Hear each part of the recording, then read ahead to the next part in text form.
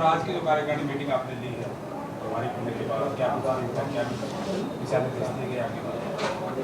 हालांकि मेरी घोषणा से पहले और पूरे प्रदेश भर में हम लोगों ने तय किया था कि जितने प्रमुख नेता हैं वो हरियाणा के सभी 22 ज़िलों में और ज़िले की कार्य समितियों को संबोधित करेंगे।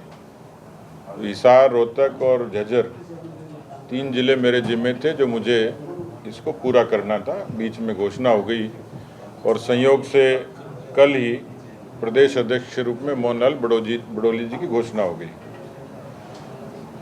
भारतीय जनता पार्टी जब सत्ता में होती है तो अक्सर बहुत सारी चीज़ों की चर्चा होती है, लेकिन सत्ता से इतर भी, चाहे विपक्ष में रहे हों चाहे सत्ता में रहे हों या सत्ता तक भी पहुँचे हैं, तो उसमें पार्टी के जो काम करने की शैली है, उसका जो संगठन है, उसका बड़ा महत्व है। दुनिया की सबसे बड़ी पार्टी है इस समय, 17 करोड़ से भी ज़्यादा सदस्यता है और एक संगठन की रीति नीति के नाते विशेष तौर पर हम लोग जाने जाते हैं। यूँ तो बहुत सारे राजनीतिक दल हैं, उनका अपना संविधान है, उनका काम करने का तरीका है और इसलिए मैं इसको चुनाव की हार जीत के इतर ये मानता हूँ कि हम राजनीतिक के साथ साथ सामाजिक सरोकारों वाले लोग हैं और इसलिए हमें धरातल तक संगठन खड़ा करना ये हमारे लिए एक बड़ा हमारा फर्ज है, जिम्मेवारी है। और इसलिए लोगों ने देखा होगा कि भले ही सरकार किसी प्रदेश में नहीं थी, लेकिन कोविड के काल में इस बात को संयुक्त राष्ट्र संघ की एक टीम ने इस बात को तायद किया कि राजनीतिक रूप से लोगों को रिलीफ देने का काम करने वाला दुनिया का कोई राजनीतिक संगठन है तो भारतीय जनता पार्टी। और इस लिहाज से हम उस परंपरा, हमारी जो रीति नीति, उसके लिहाज से पार्टी के संगठन की बराबर बैठकें करते हैं। आज बूथ तक और बूथ से ऊपर मंडल, शक्ति केंद्र, फिर मंडल और फिर जिला और उसके बाद प्रदेश। तो हरियाणा के लगभग सभी ज़िलों में कल तक हमारी सारी जिला बैठकें संपन्न हो जाएंगी। उस कार्य समिति में एक राजनीतिक प्रस्ताव हम लोग लेते हैं जिसमें कुछ हमारी अपनी संगठन की चर्चा होती है, कुछ जो राजनीतिक चर्चाएं होती हैं और कुछ लोगों से ताल्लुक़ कुछ उन चर्चाओं का समावेश होता है। उस पर चर्चा करते हैं, कार्यकर्ताओं के भी सुझाव लेते हैं और एक ड्राफ्ट हम लोग जिले के लिए वो तय करके लोगों के बीच में भेजते हैं। हम लोग कुछ जो, क्योंकि चुनाव आने वाले हैं कुछ समय में, तो चुनाव को भी चुनौती के रूप में स्वीकार करके लिए भविष्य के लिए टीम को तैयार कैसे करें, उसके लिए भी हम एक प्रबोधन का, प्रशिक्षण का और उनको तैयारी का काम करते हैं। ये बड़ा समूह था, हालांकि हम छोटे समूह में बात करते हैं, लेकिन यहाँ हमने मंडल के भी पदाधिकारियों से और उसके नीचे के कार्यकर्ताओं को बुलाया है। मैं समझता हूँ कि कार्यकर्ताओं के मनोबल निर्माण के लिए, उनके आत्मविश्वास के लिए और आने वाले चुनाव में भविष्य की दिशा क्या हो, इसकी तैयारी के लिए हमने समग्र रूप से इसमें चर्चा करते हैं। तो मेरा आज पहला ही प्रवास है, हिसार से शुरू हुआ है, अभी रोहतक रहूँगा, कल झज्जर रहूँगा, लेकिन उसके बाद हमारे कुछ प्रमुख लोगों की बैठकें होनी है। तो चुनाव, संगठन और उसके ताल्लुक जो और चीज़ें होंगी उसकी विस्तार से हम लोग चर्चा करेंगे। एक नया संगठन भी हरियाणा का आपके समक्ष आएगा। चुनाव के ताल्लुक भी अभी तक जो काम किए वो जनता के बीच में लेके जाएंगे और आने वाले समय में पार्टी का एजेंडा क्या होगा, पार्टी का मैनिफेस्टो क्या होगा, कुछ चीज़ें रही हैं जिनको हमें करना है, उन पर भी हम लोग चर्चा करेंगे। तो मुझे लगता है कि आने वाले टाइम में विस्तार से और भी चीज़ों का खुलासा आपके बीच में कर पाएंगे। हरियाणा की जिम्मेवारी आपको मिली है और अभी जिस तरह से लोकसभा के चुनाव हुए उसमें बीजेपी को 5 सीटें मिली हैं, तो आप मानते हैं कि बड़ा चैलेंज है इस बार जो विधानसभा चुनाव? देखिए, युद्ध हो, राजनीति हो, चुनाव हो, वो चुनौती तो होती है। हरियाणा के परिणाम को लोगों ने अलग अलग तरीके से परिभाषित किया है।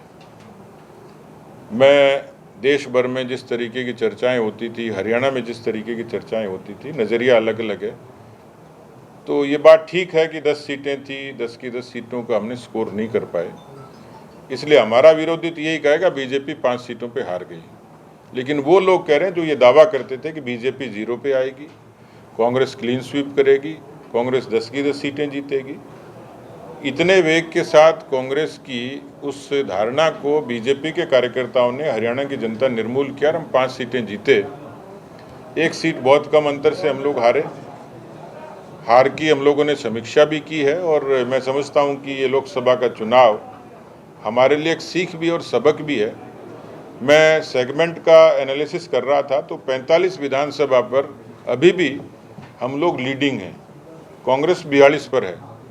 यानी ये इतनी प्रतिकूलता के बीच में ये समझ में आ रहा है कि बहुत नीचे तक, ग्रास रूट तक भारतीय जनता पार्टी को मान्यता लोगों ने दी है। लोकसभा के पिछले चुनाव और हरियाणा की इस विधानसभा चुनाव के सियासी समीकरण भी अलग होंगे, अलग अलग विधानसभाओं की गणित अलग होगी, मुद्दे भी अलग होंगे, मसले भी अलग होंगे, व्यक्ति भी अलग होंगे। तो मुझे लगता है कि एक बड़ा फर्क रहेगा, क्योंकि मैं पिछले दिनों शैलजा जी के बयान भी देख रहा था, हुड्डा साहब के बयान देख रहा था।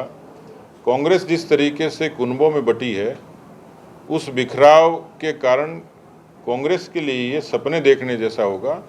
मैं केवल उनकी कमजोरी पर नहीं जा रहा, लेकिन हम अपनी खूबी पर ये चुनाव लड़ना चाहते हैं और उसकी तैयारियां हमने शुरू कर दी है।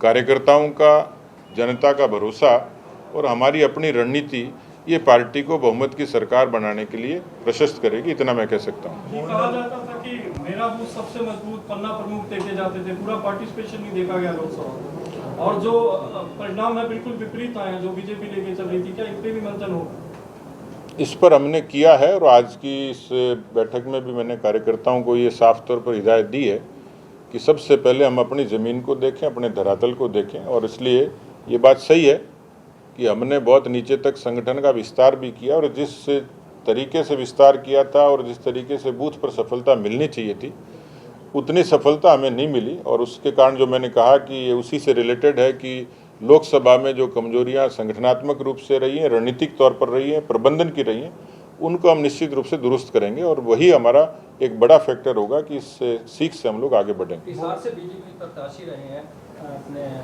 रंजीत सिंह जी, उन्होंने आरोप लगाए थे कि भीतरघात हुई है मेरे इलेक्शन में, आगे ये ना हो इसके लिए क्या? देखिए, वैसे तो जीत में बहुत सारी चीज़ें ढक जाती हैं और हार में चीज़ें सामने आ जाती हैं। कुछ कमजोरियां रहती हैं, तभी तो हारते हैं, कि वोट कम मिलते हैं तब हारते हैं। लेकिन चाहे उम्मीदवार हो, चाहे प्रमुख पार्टी के कार्यकर्ताओं ने जो भी रिपोर्ट हमें दी है, कुछ चर्चाएं और भी हमारी अभी बाकी है, तो निश्चित रूप से ऐसे क्षेत्रों में जहां कहीं इस तरीके की शिकायत भी होगी, उस पर भी हम संज्ञान लेंगे। मोहनलाल बडोली जी को प्रदेश अध्यक्ष बनाया गया, तो इसके मायने क्या, आपकी प्रतिक्रिया क्या रही? विधानसभा चुनाव में आपको लगता है कि बीजेपी को इसका फायदा मिलेगा, क्योंकि बीजेपी ने कई बदलाव किए हैं इस दौरान? देखिए, अध्यक्ष का पद संगठनात्मक पद होता है और उसकी मेरिट यही होती है कि वहाँ कोई योग्य कार्यकर्ता पार्टी को लीड करने के लिए, पार्टी के संगठन का काम करने के लिए हो।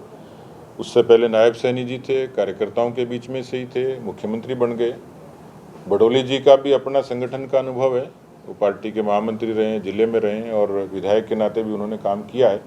पार्टी ने उन पर भरोसा जताया है। तो आप देखिए, बदलाव जब होता है तो उसका कोई ना कोई सकारात्मक परिणाम आता ही है। एक पुनिया साहब, मनोहरलाल खट्टर 9.5 साल मुख्यमंत्री रहे और उनके कार्यकाल में जो जो फैसले लिए गए, जो जो चीज़ें लागू की गई, और खासतौर पर ये कहा जाता था कि हम इन्हीं के दम पर जो है आने वाला चुनाव लड़ेंगे, लेकिन उन्हीं चीज़ों को कहने की सरकार जो है नायब सैनी मुख्यमंत्री वो वापस ले रहे हैं। चाहे सरपंचों की बात हो या प्रॉपर्टी, परिवार पहचान पत्र, ये तमाम जो चीज़ें थी, जनता भी इनसे परेशान हुई है। यानी कि आप मानते हैं कि कहीं कोई चीज़ जल्दबाजी में की गई या फिर उन पर कहीं की सही से मार्गदर्शन नहीं किया गया? देखिए, कोई भी राजनीतिक निर्णय जब होता है तो वो आनन फानन में नहीं होता, उसके पीछे भी कोई न कोई एक रिसर्च होती है, मंशा होती है, कोई न कोई विज़न होता है। लेकिन कई बार पब्लिक डोमेन में जब चर्चा होती है, और इसलिए एक सामान्य सी बात है, राजनीति में समीक्षा या निर्णय पर पुनर्विचार, जनहित में जो चीज़ें आवश्यक लगती है उसके बारे में सरकार फैसला करती है। तो ये कोई अंतर्विरोध नहीं है, किसी तरीके का किसी का विरोध नहीं है। नीतियों के बारे में पार्टी की सरकार है, पार्टी के ही मुख्यमंत्री ने फैसला किया था, पार्टी के मुख्यमंत्री ने उन फैसलों पर यदि मान लीजिए सकारात्मक रूप से जनता के हित में कोई बात रखी है, तो मुझे लगता है कि क्योंकि अमेंडमेंट किसी बात का सुधार या किसी बात पर गौर करना और जन भावना की अपेक्षा के अनुरूप कोई फैसला करना, तो मैं मानता हूं कि ये पार्टी की उदारता भी और बड़ा मन भी, और जनहित में कोई ऐसी निर्णय अक्सर होते रहते हैं। पूर्व मुख्यमंत्री भूपेंद्र सिंह हुड्डा लगातार कह रहे हैं कि जिस तरीके से लोकसभा में बीजेपी हाफ हुई तो विधानसभा में साफ हो जाएगी, वो लगातार इस तरह का दावा कर रहे हैं कि हम सरकार बनाने जा रहे हैं। ये दावा वो पिछले 10 वर्षों से कर रहे हैं और मुझे लगता है कि दावा करते करते कांग्रेस जरूर साफ होगी। इसलिए मुझे हुड्डा जी के दाव में दम लगता नहीं है, क्योंकि हुड्डा जी की हकीकत हरियाणा जानता है। अभी जजपा ने भी ये बात कही है, कल ही हिसार में उनका भी सम्मेलन था, उन्होंने कहा कि हम 4.5 साल रहे लेकिन हम जिन मुद्दों पे बात कर रहे थे उस पर बीजेपी अब यू टर्न ले रही है, तो हम वो पोल खोल अभियान बीजेपी के खिलाफ चला। देखिए, उनकी पोल तो ऑलरेडी खुल चुकी, क्योंकि पिछले चुनाव में देख रहा था उनको 14% वोट मिला था और इस बार उनको 0.8% वोट मिला है। इसलिए पोल जिनकी खुल चुकी वो हमारी क्या पोल खोलेंगे। एक आपकी बात ये भी होती है, जब जैसे नायब सैनी बने और अब मोहनलाल भडौली को बढ़ाया गया, तो बीजेपी पर एक आरोप ये लगता है कि कास्ट बेस्ड पॉलिटिक्स पर बीजेपी का एम्फेसिस है। देखिए, मेरे ख्याल से जनसंघ में जब हमारी एक सीमित सी संख्या होती थी और उसके बाद मोदी जी की सरकार तक भारतीय जनता पार्टी को सरकार के नाते, संगठन के नाते काम करते हुए लोगों ने देखा है। मेरा खुद का व्यक्तिगत अनुभव कार्यकर्ता के एक सामान्य व्यक्ति के नाते भी है कि यहाँ कोई वर्ग भेद नहीं है, कोई जाति, पंथ और मजहब की बात नहीं है। जो व्यक्ति योग्य होता है, किसी भी जाति का हो, पार्टी उसको अवसर देती है और बाकी सब वर्गों को कहीं न कहीं किसी न किसी रूप में मान्यता भी मिलती है और उनको सम्मान भी मिलता है। अकेली भारतीय जनता पार्टी है जो किसी भी वंशवाद के किसी भी आरोप से परे है। लोग परिवारों की पार्टी चलाते हैं, लेकिन हम देश की पार्टी चलाते हैं, देश हित में चलाते हैं, विचारों की पार्टी चलाते हैं। इसलिए हमारे ऊपर जो आरोप है ये तो बेबुनियाद है। एक पुनिया साहब, प्रदेश में तीसरी बार सरकार बनाने का आपके ऊपर बड़ी जिम्मेदारी आपको दी गई है। जिस तरीके से लोकसभा चुनाव में ऐन वक्त पर बाहर से कहीं न कहीं नेताओं को बुलाकर उनको टिकट दी गई, उसका खामियाजा कहीं के लोकसभा चुनाव भुगतना पड़ा, तो क्या ऐसा विधानसभा चुनाव में भी देखने को मिलेगा? क्योंकि कुछ नेता मौका परिस्थितियां इन समय पे आते हैं, कहीं न कहीं अपने काडर के लोगों को दरकिनार करके बाहर से आए नेता को टिकट दी जाएगी। देखिए, दोनों बातें हैं। एक जो मैंने बात कही जनसंघ की, तो हम लोग सीमित थे, तब लोग कहते थे बीजेपी काडर की पार्टी है, बीजेपी काडर बेस्ड पार्टी है। उसके बाद लोगों ने कहा कि बीजेपी अब मासेज की पार्टी बन गई और आज हम काडर बेस्ड मासेज की पार्टी हैं। हम जन आधारित राजनीतिक संगठन हैं और इसलिए बने हैं कि हमारे साथ अलग अलग समय पर अलग अलग विचारधाराओं के लोग जुड़ते रहे, समाहित होते रहे, समरस होते रहे। बहुत लोग ऐसे होंगे जो हमारे साथ जनता दल, लोकदल से आए होंगे, आज वो आइडेंटिटी छुप गई, आज वो बीजेपी के नेता हैं। जो व्यक्ति बीजेपी के साथ जुड़ता फिर वो बीजेपी का हो जाता है। बीजेपी में रह के कांग्रेस का नहीं होता, बीजेपी में रह के इनेलो का नहीं होता, बीजेपी में रह के जेजेपी का नहीं होता, वो बीजेपी का कार्यकर्ता है। हम लोगों की कोशिश होती है कि जब चुनाव में जाते हैं तो चुनाव मेरिट पर होता है, जीतने की संभावनाओं की, जीतने की गणित के हिसाब से होता है। और इसलिए ये आशंका अक्सर टिकट वितरण में होती है कि बीजेपी कितने कार्यकर्ताओं को टिकट देगी, कितने नेताओं को देगी, कितने बाहरकों को देगी। जो भीतर आ गए वो हमारे हैं, इसलिए वो बाहर के नहीं हैं। लेकिन अपने कैडर के प्रति जो व्यक्ति जीतने में सक्षम होता है, पार्टी का यदि कार्यकर्ता बरसों बरस से काम करता है और जीतने में सक्षम है, तो पार्टी की प्राथमिकता जीतने वाले कार्यकर्ता की रहती है।